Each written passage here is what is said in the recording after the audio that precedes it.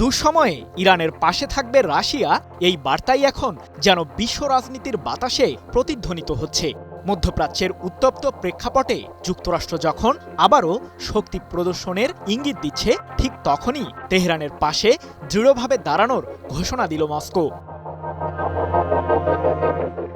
ইরানের বিরুদ্ধে মার্কিন সামরিক হামলার নতুন হুমকিকে রাশিয়া আখ্যা দিয়েছে সম্পূর্ণভাবে অগ্রহণযোগ্য হিসেবে।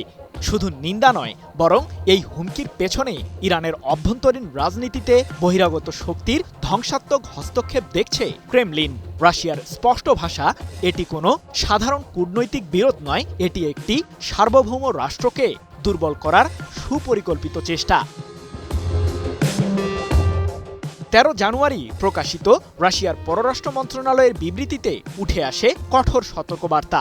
সেখানে বলা হয়, ইরানের বর্তমান পরিস্থিতিকে অজুহাত বানিয়ে যারা আবারও আগ্রাসনের পথে হাঁটতে চায়, তাদের অবশ্যই ভয়াবহ পরিণতির কথা মনে রাখা উচিত। অতীতের ভুল থেকে শিক্ষা না নিলে ভবিষ্যৎ আরও অন্ধকার হতে পারে, এটাই মস্কোর ইঙ্গিত।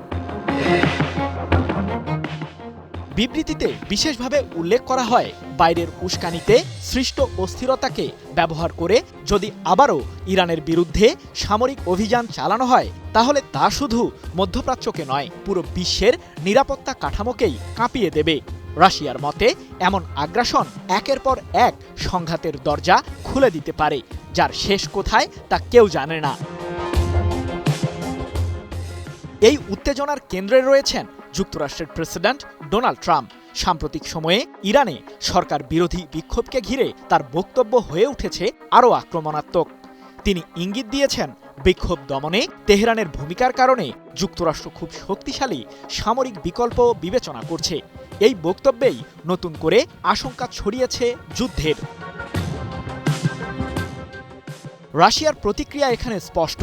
মস্কোর মতে এ ধরনের হুমকি ইরানের অভ্যন্তরীণ বিষয়ে ঘৃণ্যতম হস্তক্ষেপ। এতে করে কূটনীতির পথ রুদ্ধ হবে এবং গোটা অঞ্চল আরও অস্থির হয়ে উঠবে।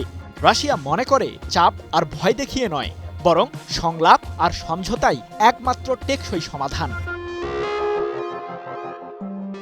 বিশ্লেষকদের মতে রাশিয়ার এই অবস্থান শুধু ইরানের প্রতি বন্ধুত্বের প্রকাশ নয়, বরং যুক্তরাষ্ট্রের একতরফা শক্তি রাজনীতির বিরুদ্ধে এক সুস্পষ্ট চ্যালেঞ্জ।